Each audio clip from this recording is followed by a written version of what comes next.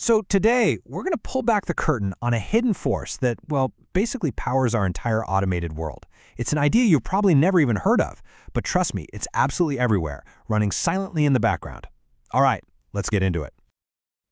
Have you ever really thought about your thermostat? You just punch in, say, 70 degrees, and somehow your house just stays there. How does it know? It's not magic, and it's definitely not guessing.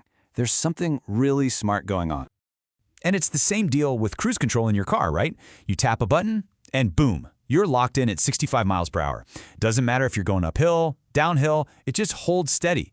It totally feels like magic. But what's really behind it is, well, it's something even cooler. So, the big secret? It's a field called control theory. And honestly, calling it the invisible engine of our world isn't an exaggeration. It's quietly running in the background of pretty much everything we count on. Okay, so what is control theory?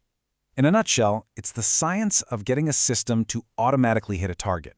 But here's the kicker, the really smart part. It does this even when things go wrong. It's all about staying on track despite disturbances. Think about a sudden gust of wind hitting a drone, or somebody leaving the door open and letting all the cold air in. That's what it's designed to handle. And even though this idea powers some mind-blowingly complex stuff, the basic concept behind it is, well, it's actually super simple and elegant. It all comes down to creating a smart little loop of information. And that loop is the absolute heart of control theory. It's called a feedback loop. This isn't some new idea either. We're talking pioneers back in the 1940s. The whole thing boils down to a really powerful three-step dance: sense, compare, and act.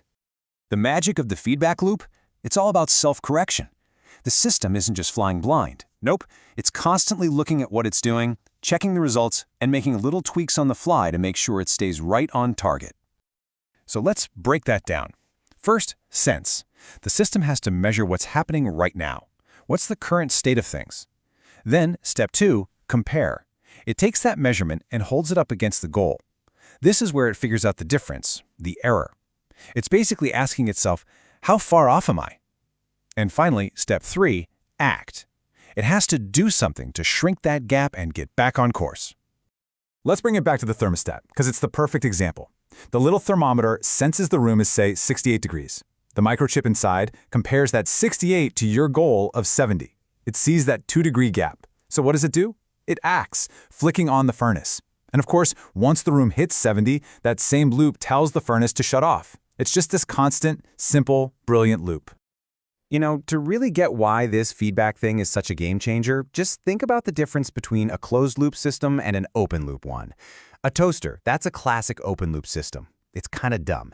It just runs on a timer. It has no clue if your bread is perfectly golden or a lump of charcoal. It can't see the result. But a closed-loop system, like our thermostat, it's smart. It uses feedback. It knows.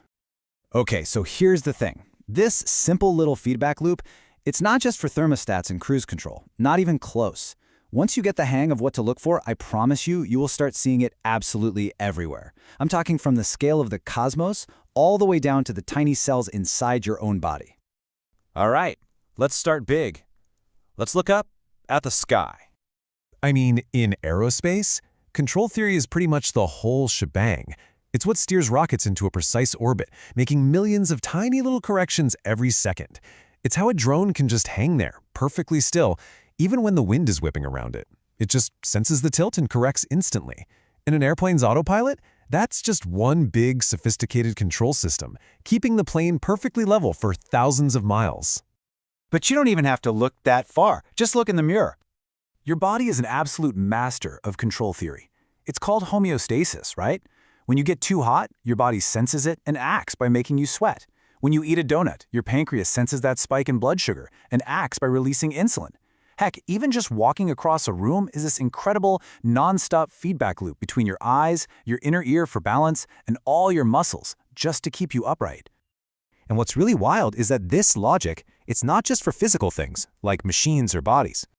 It scales up to huge, complicated human systems, like the entire economy. Think about it. Central banks are sensing economic data, comparing it to a target inflation rate, and then acting by raising or lowering interest rates. And those automated stock trading algorithms, they're doing the exact same thing, just millions of times a second. sense the price, compare to a goal, act. Instantly.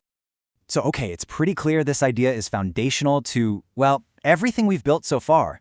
But what gets really exciting is realizing that it's also the blueprint for the world we're building right now. Because when you get right down to it, what is modern AI? What is robotics and all this automation?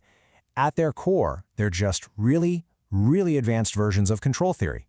They are unbelievably sophisticated feedback loops that can sense the world with cameras and LiDAR and all kinds of crazy sensors, and then act in ways that feel intelligent and are becoming more autonomous every day.